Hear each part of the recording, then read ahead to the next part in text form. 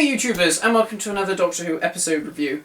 Today we're going to be looking at The Green Death, which is the final story of season 9. No, not 9. 10. Season 10, yeah. I can't work it out. It is season 10. Yeah, okay. So the final episode of season 10, and Joe Grant's last story. Yeah. This is a very famous story. Yeah. If you're a child and you haven't seen this story, but your parents have seen old Doctor Who, chances are they've seen this one. Yeah. Everyone seems to remember the one with the giant maggots. I don't know what it is. No. Because, you know, yeah, I mean, it's not like, oh yeah, I don't know, but for some reason, everyone seems to remember the one with the giant maggots. Mm. It is a very good story. It is a very good story. Yeah, I do like Green Death very much. But I don't know, obviously something about that just clicked in the public. It's not as if it's got an enemy that people are all aware of. It's just something, a one-off. Yeah, but it seems to have had a real... It's got longevity within the show, isn't it? And, which is good because it is a very good story. Mm. It is an excellent story. I really like it. I haven't watched it in a long time. Actually. Yeah, we watched this independently. So I watched this about 4 weeks ago during the summer holiday, and Matt finished watching it the on other day. Sunday, I think. Yeah. So I was sat there watching it, thinking, this is such a good story. I really do like this one. And even though it is 6 episodes, it's another one that doesn't drag. No, it doesn't drag. Goes quite well. So we have this really nice moment at the beginning. Obviously, the whole crux of this story is environment. Don't pollute the environment and all that kind of thing. Yeah. So it was like ecological. It is an ecological story. Yeah. Which obviously is hot topic of late in the world. So obviously it was in the 70s as well. Yeah. So we start off with the Doctor and Joe at Unit HQ. At this really nice little moment where the Doctor's talking about one thing, Joe's talking about another, and none of them are listening to each other. Yeah. And it's really nice, and it really highlights their relationship. Yeah. They're just lovely. And then, we do get another thing. This is a very good sense of Pertwee's Doctor, is when Joe's sort of saying, I'm going to go off to Wales and help Dr. Jones, who are these people who are the environmental protesters against global chemicals, who are polluting places with their chemical waste. They deny it, of course. So Joe Grant, being Joe, is like, no, I want to fight for for something, and I'm going to go down and work with them. At the same time, in the mine in the same part of Wales, a man has just been killed and has come out of the mine, bright green, illuminating, and the Brigadier wants to go to Wales to investigate that. The Doctor, however, doesn't want to know. Plans, because the Doctor has, by this point in the programme, the Doctor has been sort of trapped on Earth for the last 4 years. Yeah. Obviously, so he's now got control of his TARDIS again. He wants to get away. Just trying to work out what story this comes in that season. Let's see. 3 Doctors. There's a few stories in, but obviously, he's a traveller. He's been stuck on Earth all this time. He wants to go where he wants to go. He wants his freedom. Freedom back now. So he wants to go to Metabus 3. But when a line that I liked is, the Doctor, the Brigadier is like, come on, we've got to go and sort this out. The Doctor's like, no, and the Brigadier says, oh, I don't want to order you, Doctor. And the Doctor says, I wouldn't like you to try. And it's still very indicative of their relationship, because because at the beginning of the Pertwee era, the Brigadier and the Doctor seem to clash at times about different things. Because obviously the Doctor didn't like the Brigadier's military attitude towards things and stuff like Silurians, all that kind of stuff. It still shows that even now, there's still, the Doctor, obviously they are very good friends, obviously, but, there's still times when the Doctor's like, I'm my own man, I don't work... I'm here to help you, but, but on my terms. Yeah, and I like that, I think that's nice. It's just a little thing, but... Shows sort of the alien quality of it, isn't it, more as well, I suppose. And then the Doctor offers Joe, says, look, come with me. He said, I can take you anywhere, any time, any place, And Joe's like, no, I'm going to go go to Llanfairfach and do what I want to do. And you know, it shows that Joe's character has come a long way. Yeah. Because, you know, when you first see her... She did what she was told. Yeah, Terror of the Autons. Yeah. She was this dithery little, bless her. And now, you know, she's sort of become her own woman and she's like, no, I'm going to do... Standing up for what she believes in, yeah. She's become a much stronger character. Yeah, and the much doctor... more assertive, isn't she? And the doctor... And when she leaves with the Brigadier, because the Brigadier's going to give her a lift, and the doctor's left on his own, and he says, the fledgling flies the coop.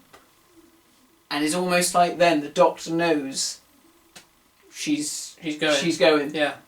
Even though he doesn't know how. She's growing up and she's got her own mind now and she knows what she wants to do, and it's sad, and you can see it on Pertwee's face. It is quite sad.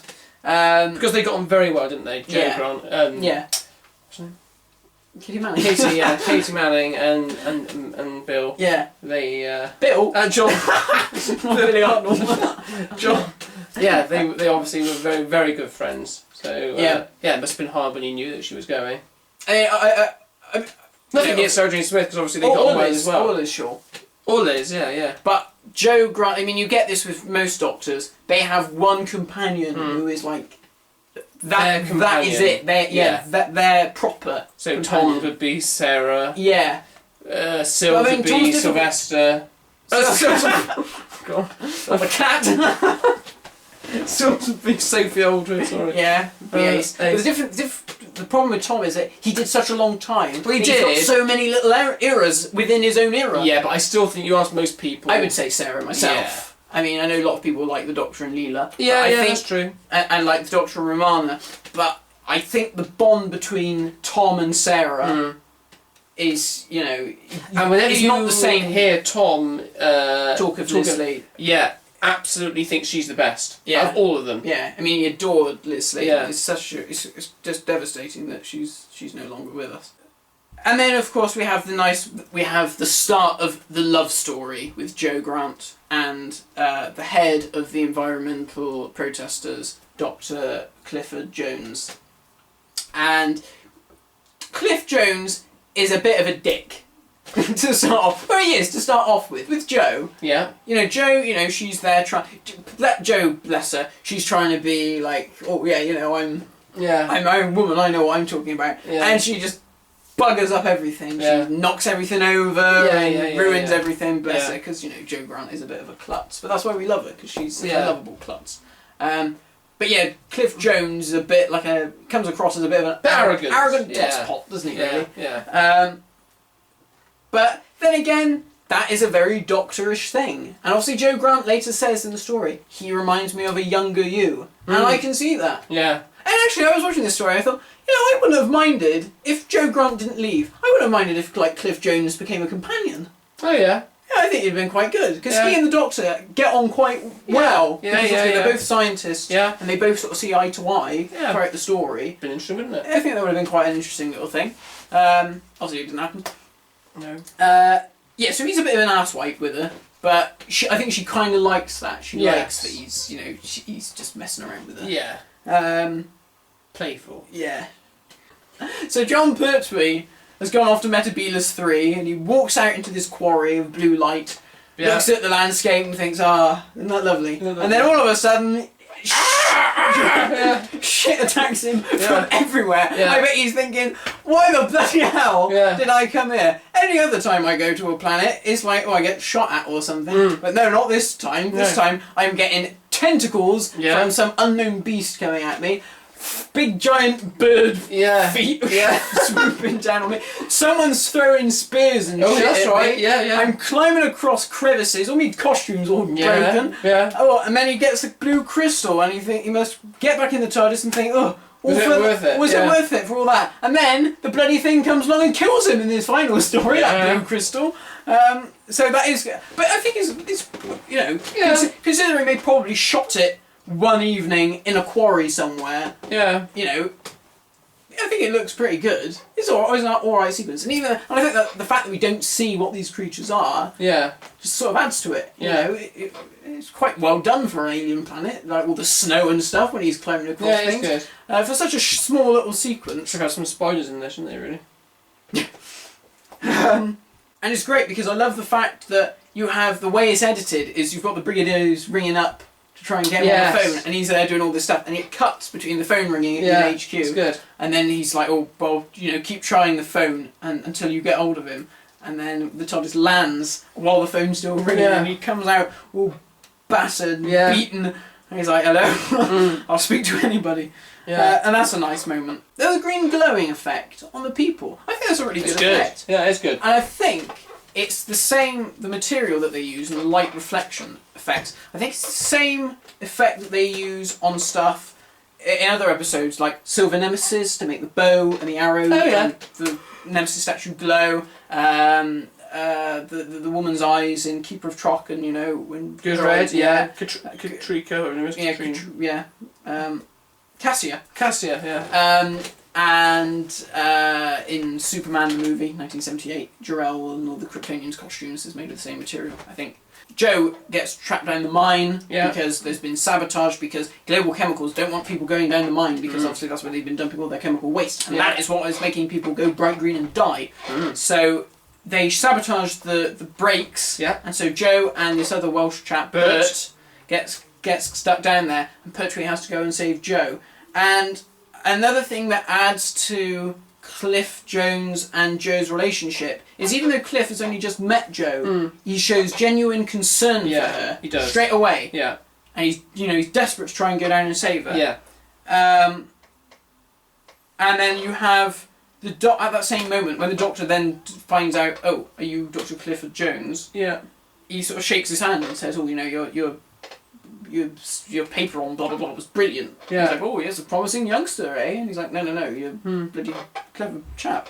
And that's nice. So we've got, you know, obviously the Doctor sort of admires him, and then, you know, obviously Clifford's in love with Joe, and obviously the Doctor loves Joe as well to an extent. So you have that. A different type of love, isn't it? But yeah, it's a different type of love. But I mean, it's undeniable that he... Unconditional. Yeah.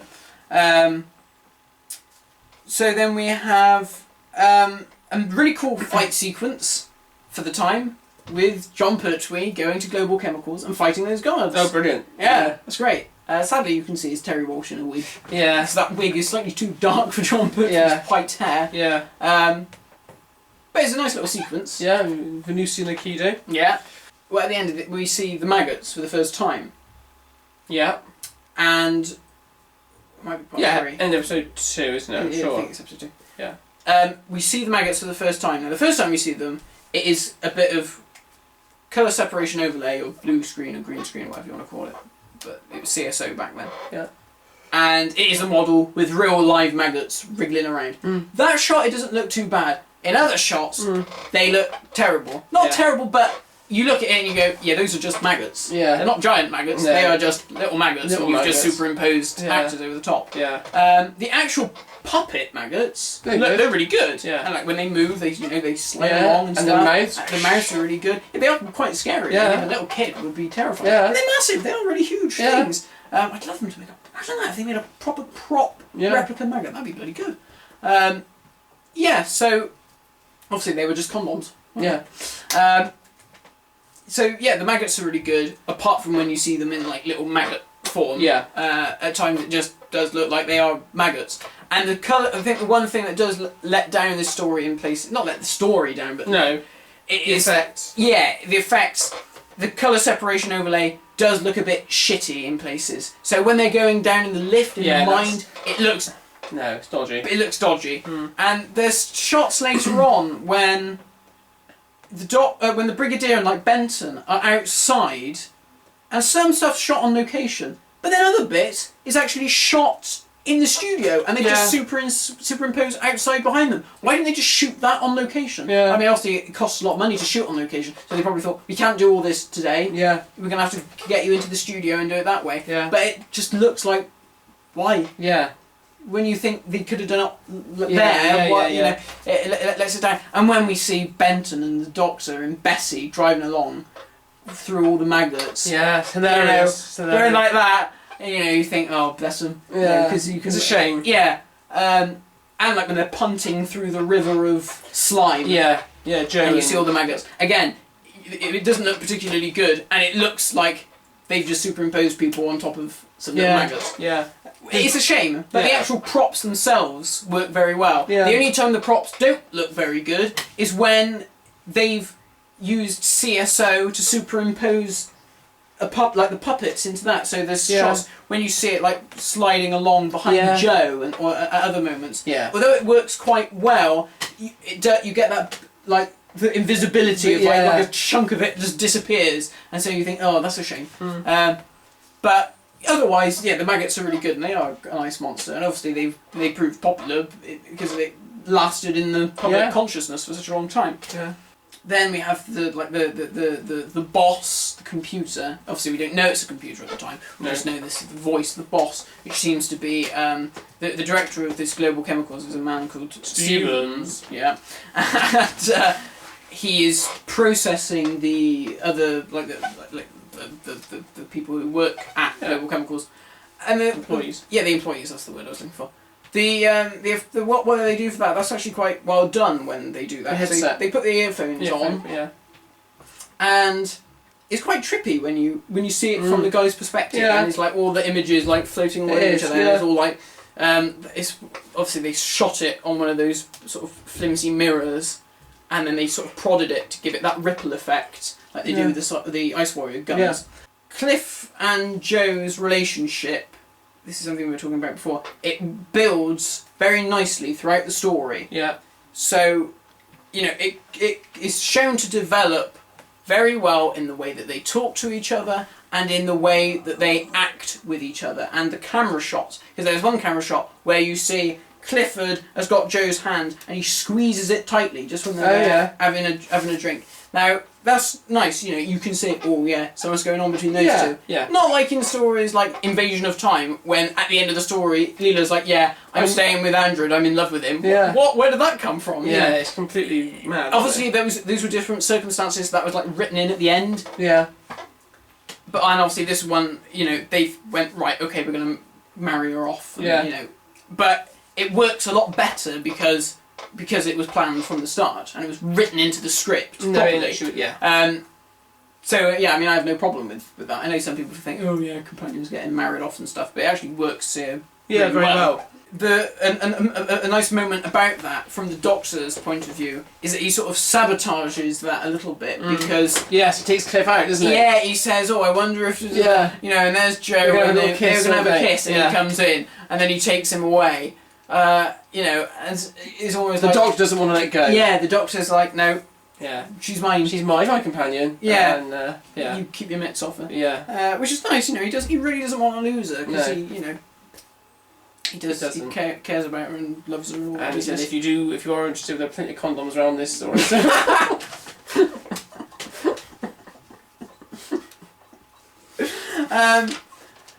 Now we have a lot of good. Now this is one of the things I do like about this era of Doctor Who: the models that blow up, like a Jerry Anderson puppet thing. The model of the mind's very good. It's really good. It does look fantastic. I mean, I remember there's a famous story of in the Demons when the church blows up at the end. Yeah. So many people complained saying, "How dare you blow up that church?" And no, it was a model. Yeah. So it's really good, and it does look good. I mean, to the untrained eye, I don't think you would necessarily think it's a model. Yes. Yeah, it does look good, and especially at the end when they blow up Global Chemicals. Yeah, that looks very good. I do like. I mean, I'm a big fan of model work. That sort of stuff. So I like that. So I think it does look really good. One moment which is brilliant in this story is, of course, John Pertwee and his disguises. Brilliant. You get to see the comedy side of John Pertwee, which he's so well known for. Yeah, that was what he was about, Pertwee. You know, he was a comedy actor. You know, the Navy Lark and the Carry On films, many other different things that he did before Doctor Who. Yeah. And then of course Wizzle Gummidge, you know, the comedy thing. And I mean, a lot of people when he was cast thought, oh, he's going to be a funny Doctor Who, but you know, I'm going to play it dead straight. Yeah. But it's nice that we, you know, a lot of people say, oh yeah, no, I think probably Pertwee is one of the straightest doctors. You know, he's proper, if you know what I mean. You know, prim and proper, no larking around. But that doesn't mean he doesn't have moments where he says little funny things or does little funny things. Which is only natural because he is the doctor, and that's what. So we see him firstly as the milkman. Yeah, do it with his little moustache on and his Welsh accent, which is bloody brilliant. And then you see him later on as Doris, the cleaning lady. Yeah, when Mike comes along. Yeah, very good. I do like that. Yeah. So it's good. It's funny. Yeah, it is nicely done. So I do like that. And the thing is, it works well within the story, because just putting daft things in like that now and again, any other story, it would be pointless. Yeah. But because of the nature of him trying to be incognito, and it worked very well. Yeah, and there's no, they don't play it up by putting like silly music over the top of it. They would do these days. These days they let's put some like comedies. Dippy, happy slapstick, something stupid. Yeah. But because none of that is scored at all. No.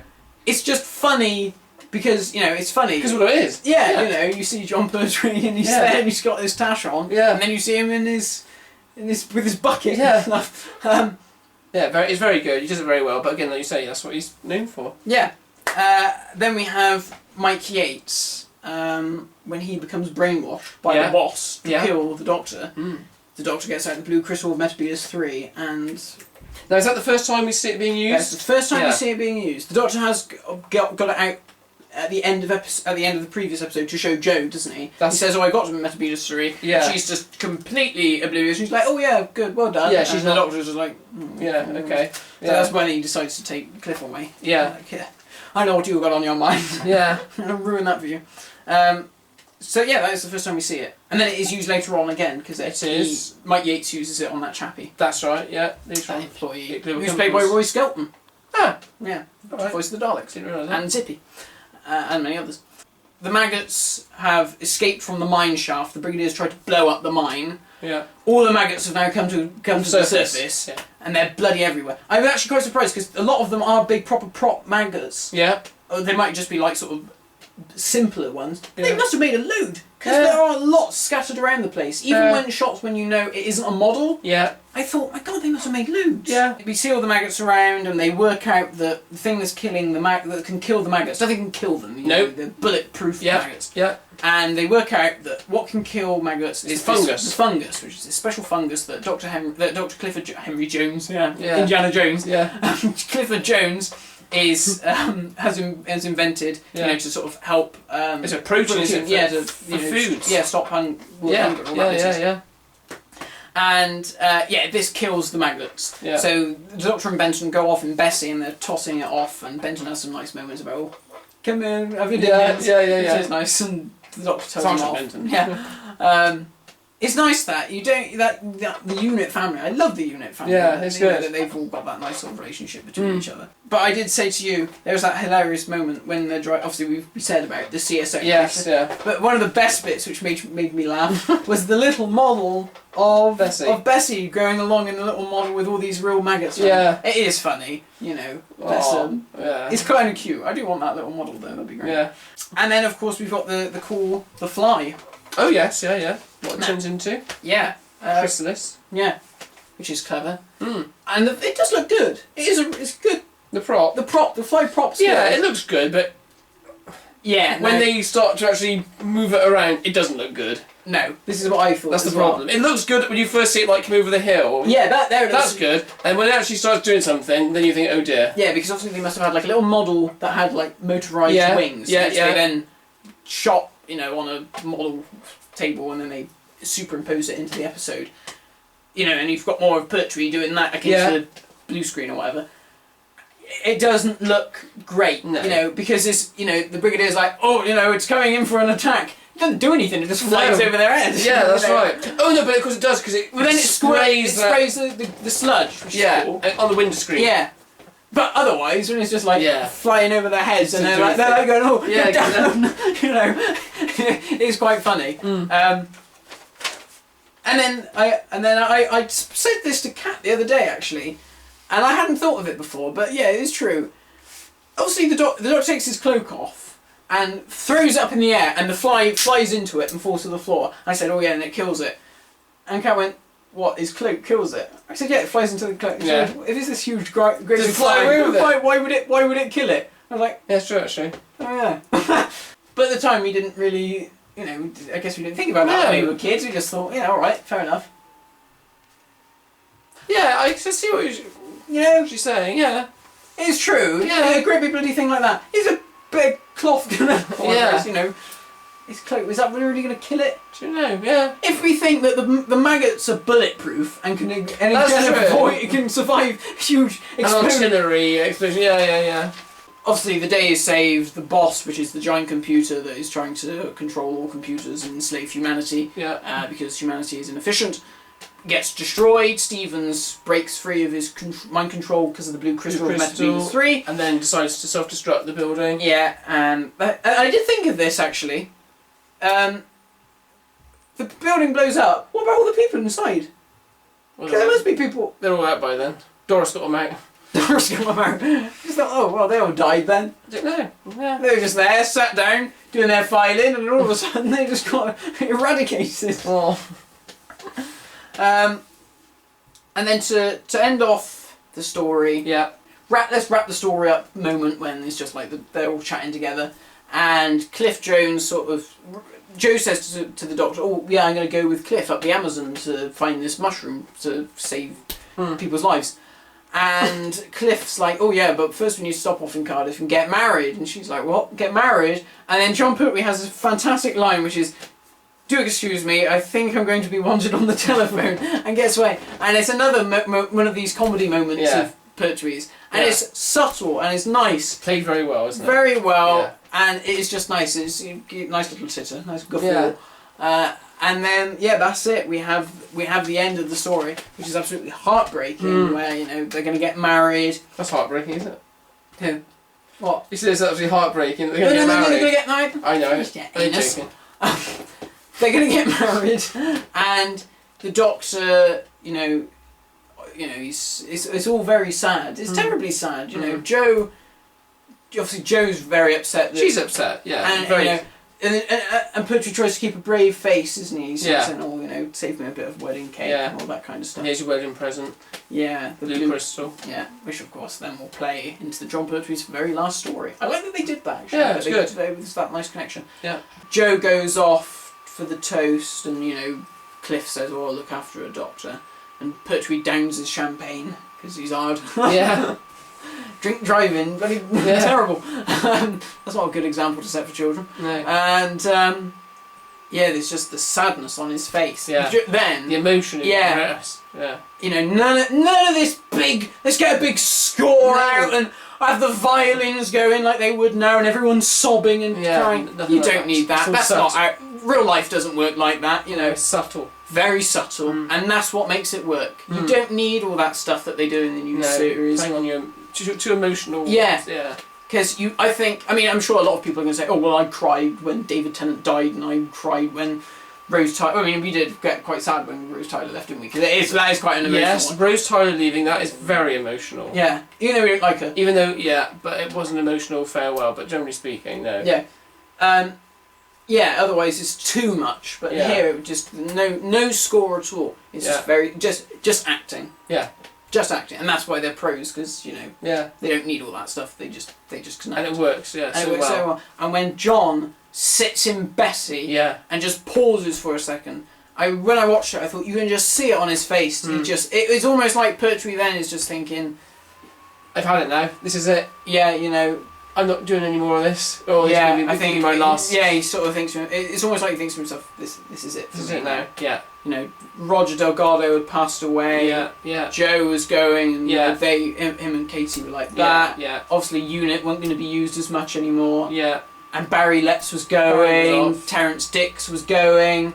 And I think it was time for him to go. He knew himself, didn't he? It's going to be And although, like we said earlier, Pertwee and Sarah Jane, they get on very well in. Yeah. John, loved Liz Sladen as well. Yeah.